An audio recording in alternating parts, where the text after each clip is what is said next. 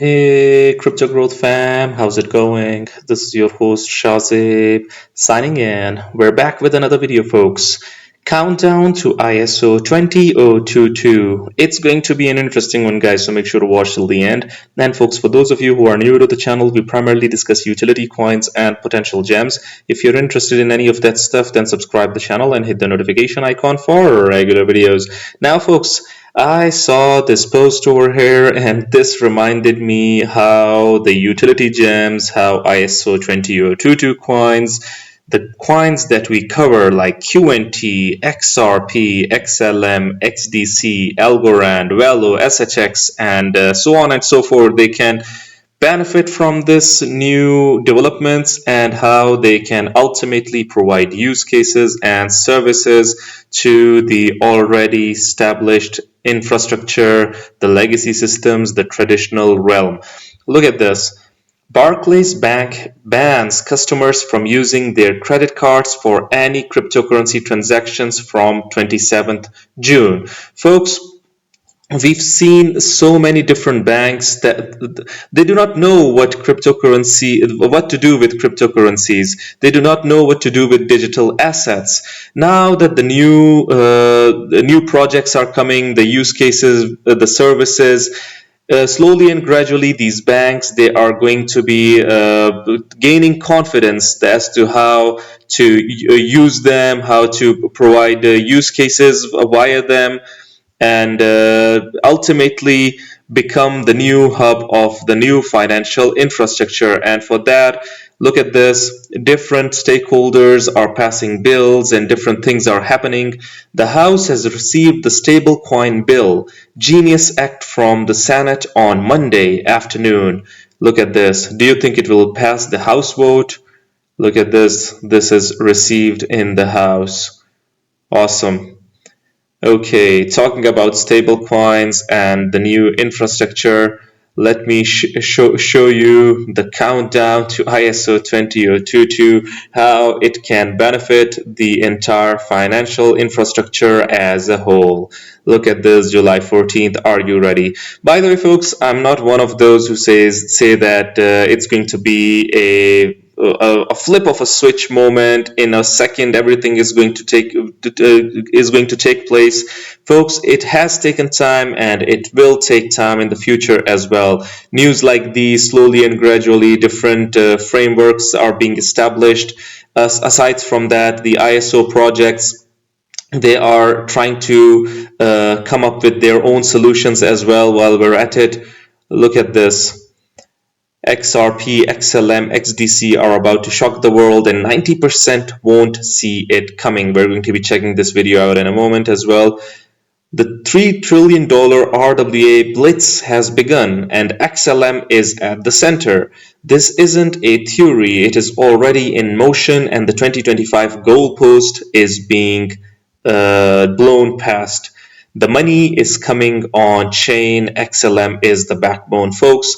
These the projects, be it XLM, be it XRP, be it Qnt, they are trying to construct the new infrastructure. XLM is testing a major support confluence. XLM Stellar is sitting right above a long-term trend line. Look at this. When it comes to Qnt, disruptive innovation in a nutshell. Disruptive innovation as a term was first described by Clayton M. Christensen, an American academic and business consultant, whom the Economist called the most influential management thinker of his time. Folks, now this isn't your random. Just a moment. Yeah, always adds. This isn't any other random person, folks. This is one of the most influential management thinker, okay? So, disruptive innovation describes the process by which a product or service takes hold at the bottom of a market and eventually displaces established competitors, products, firms, or alliances. Folks, Some might say that it is relevant about QNT, only QNT, but in my opinion, it is relevant about every other project out there in the market. Yes, even XRP, which has got a huge market cap in comparison to a lot of other projects. But if we look at the entire world of finance as a whole, these digital assets, the ones that we cover, be it Algorand, be it XRP, be it XDC, folks, XLM, they are at the bottom of the market at the moment, in my opinion, in terms of relevancy, in terms of exposure, in terms of respect that the people associate with them. They are here to change the game. They can displace the established financial powerhouses, folks, be it MasterCard, be it Visa, PayPal, you name it. They have the potential to do it. Will they do it? That is a whole different story. We do not know what will happen in the future, but the probability are high because the profitability performance, as you can see in this chart, gets higher and higher. Look at this: low, the disruptor, incumbent. Ultimately, the disruptor passes the incumbent. So let's hope that in terms of QNT, in terms of XLM, they do it. Look at this. Danielle Dixon says banks are excited to utilize stablecoins as PayPal brings their PYUSD stablecoin to the XLM blockchain. Quotation over here. PayPal entered the market with a stablecoin during a time when there wasn't the Genius Act. Now let's open this up. Look at this. This is the Genius Act that I was talking about moments ago. Easier for big retailers, as we've been talking about, to maybe bypass the traditional financial system in some ways by going directly to stablecoin. How likely is that? Now, it's really interesting to see you work with a more traditional way payments company. PayPal has been thinking about stablecoins for a long time, but if you are Bank of America or Citigroup, how worried do you have to be that retailers might not want to work as directly with someone like you?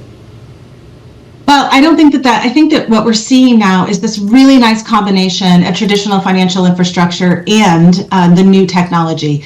Everybody gets very fearful of this, and I think this has been the challenge that we've had for the last 10 years, is really getting people to understand it's just a tech stack.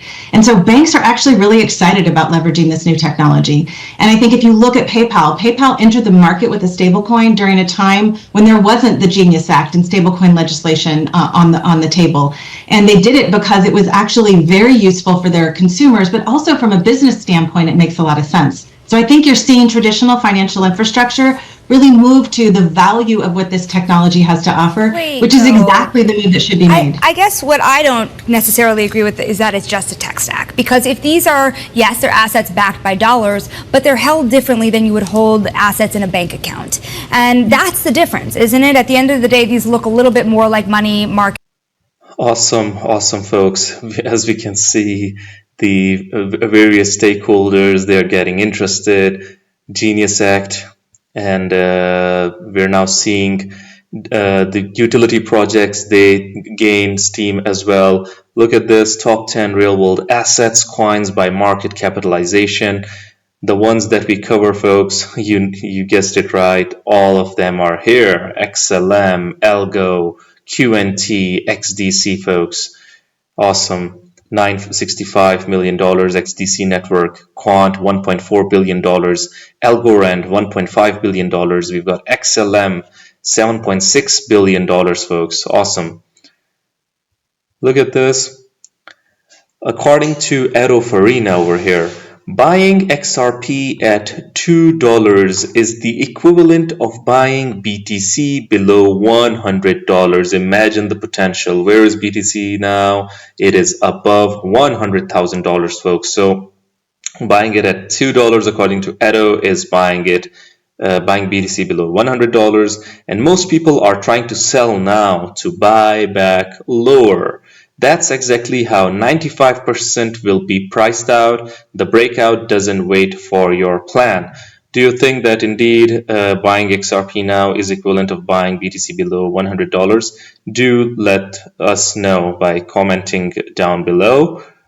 Remember when Trump, why does Edo and other XRP holders rate XRP so high? due to news like these, folks. Remember when Trump talked about a crypto reserve and put XRP first on the list? Yeah, selling your XRP after that would be like throwing gold in the trash. The crypto strategic reserve that includes, yeah, he named XRP before Solana and ADA. I'll make sure the US is the crypto capital of the world. We are making America great again. Folks, I'm not one of those maxis that follows a certain project and says the rest are not good. I think that this industry, it can survive with various good projects collaborating with one another and providing good use cases, be it XRP, Xlm, Qnt, Algorand, and others. There was a really interesting Algorand post as well. I think this was it. With the Genius Act nearing law, Algo is perfectly positioned. Algorand's 2025 roadmap teases what? Fiat Chain, a compliant enterprise-grade stablecoin network built by Silvio Micali himself. Silvio Micali doesn't need any introduction, folks. A renowned academician and one of the best brains in the crypto world. As regulation tightens, Algorand builds the rails. Awesome. Look at this Genius Act summarized. The utility projects, ISO20022 projects, all of the projects that we cover, be it Qnt, Xdc, and others, they can benefit from this act significantly, folks. Who can you issue stablecoins? Permitted payment stablecoin issuer, insured depository or its subsidiary, federal qualified issuer or state qualified issuer. Qualification factors: ability to meet reserve requirements, previous felony offenses, competence, experience, and integrity of officers. Folks, can the meme coins do this? I mean, the last shot for relevancy that this industry has are the utility projects, that's for sure. Reserves, 1-for-1 backing in Federal Reserve balances, cash demand deposits, etc. Redemption and disclosure, clear procedures for timely redemption. Preemption, federal licensing supersedes state requirements. States can license issuers if they have substantial similarity to federal requirements. Custody, reserves plus private keys must be held by an FDIC NCUA bank, OCC charter trust bank, or other federally supervised custodian. Folks, the good projects obviously are held accountable. They will do this. AML BSA compliance, issuers and custodians must be able to freeze tokens on lawful order.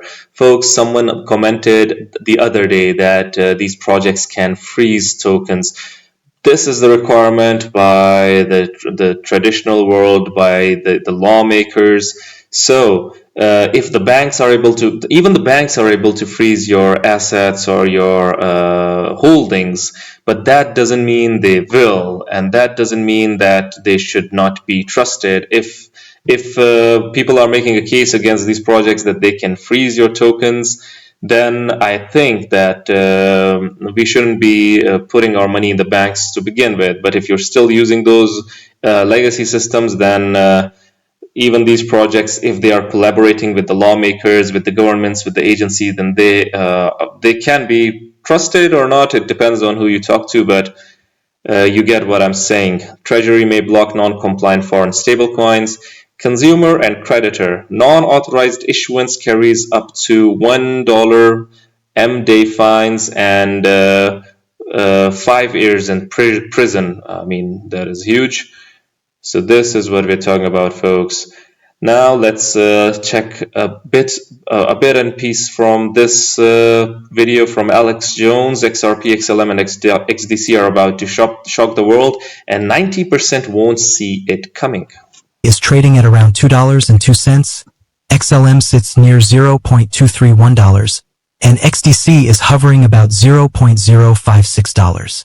Glance at those numbers and it's easy to assume nothing's happening. Flat, they say. Dead, they whisper. But here's the thing. The true story isn't in the price charts. It's in the quiet construction happening behind the scenes. This isn't about chasing the next pump. It's a wake-up call. In the short term, these coins might look dormant, but while everyone's watching the hype, institutions are building with them. And by the time it hits mainstream, it will already be too late to get in cheap. Think of Xrp, Xlm, and Xdc as the foundation stones of a financial pivot. If you're ready for a deeper dive into what's really unfolding, why these assets are much more than overnight bets, let's go. Right now, everything looks calm. Too calm.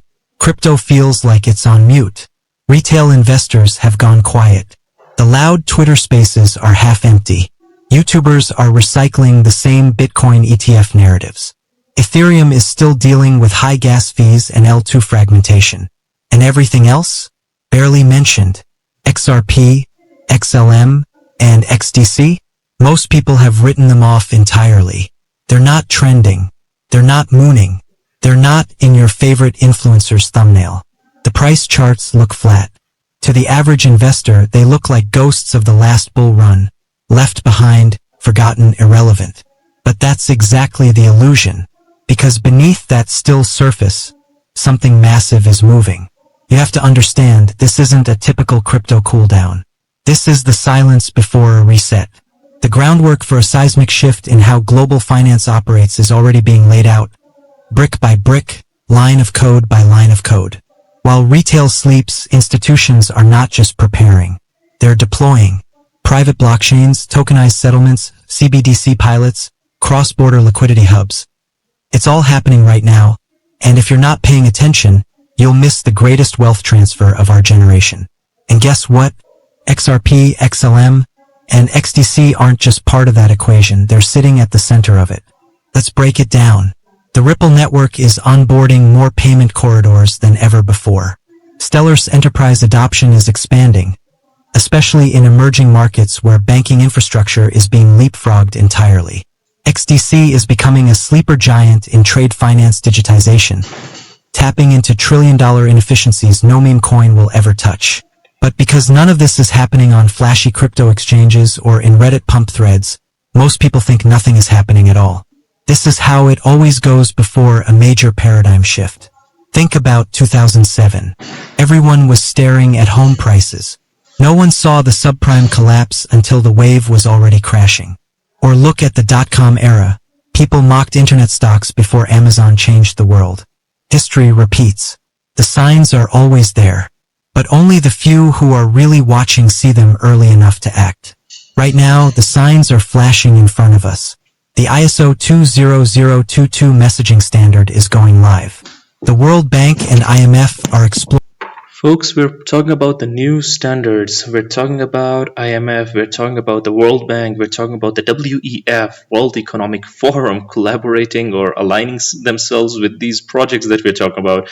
This is no joke, to be very honest, and this is why these are held at such a high pedestal. Exploring blockchain interoperability. Digital wallets are replacing bank accounts in regions with no legacy rails. And liquidity is being redefined not by Swift or JP Morgan, but by blockchain-native protocols like Xrp, Xlm, and Xdc. This isn't some distant roadmap or 5-year fantasy. This is real infrastructure getting plugged in today. And here's the catch. When the system flips, it won't be announced with fireworks. It'll just be the new normal. Banks will settle in seconds instead of days. Cross-border fees will vanish. Trade settlements that used to take weeks will happen instantly. Retail won't even realize it until it's already priced in. The dead coins you ignored at 60 cents, 12 cents, or 4 cents will be out of reach. And the people who bought the silence? They'll own the rails. So if you're watching Xrp, Xlm, and Xdc and wondering why they're not doing anything, understand this: value is shifting from speculation to foundation. And these three aren't just surviving, they're being chosen. Chosen by banks. Chosen by governments. Chosen by the future. Chosen by the banks, chosen by the governments, chosen by the people as well. Those that truly believe in a change or transformation. Okay, let us check this one out. Your use case. This is live right now. RippleNet is processing billions in volume, with over 70% of ODL transactions using XRP. The XRP ledger has never gone down, never forked, and never needed a bailout. You want reliability? You want regulatory progress? Ripple just secured licenses in Singapore, Dubai, and Ireland, all post-SEC ruling. That's not speculation. That's global alignment in motion. Xlm, the humanitarian Trojan horse of digital finance. Stellar often gets overlooked because of its branding, helping the underbanked, remittances, financial inclusion. But don't be fooled. That's just the surface layer. What Stellar is really building is a global permissionless value layer, designed to plug directly into the digital currency systems of tomorrow. Xlm powers the Stellar network, the same network now being used by MoneyGram for stablecoin-based remittance rails. Circle Folks, MoneyGram is a brand in and of itself. Being associated with it obviously is a huge thing. To issue and move USDC cross-border. Palau and Ukraine to test sovereign digital currencies. Stellar Soroban to launch DeFi smart contracts with compliance baked in. Stellar isn't just humanitarian, it's geopolitical. Its focus on compliance and public-private cooperation makes it a go-to blockchain for governments looking to launch CBDCs and asset-backed tokens without chaos. Its simple tokenization tools and near-zero fees make it ideal for issuing stablecoins, loyalty points, carbon credits, you name it. Xlm isn't trying to dominate, it's trying to enable. And in the coming years, that will be its superpower. XDC, the enterprise-grade secret weapon. Look at this, folks. ISO20022 is a standard developed by the International Organization for Standardization for the Exchange of Electronic Payment Information between banks. Its goal is to unify all existing message formats into a single language called Extensible Markup Language. So it is a combined framework for messaging and making the businesses easier, data processing easier, and it is going to be focused for enterprises as well. Look at this. SWIFT is the authorized body responsible for registering and maintaining ISO 20022.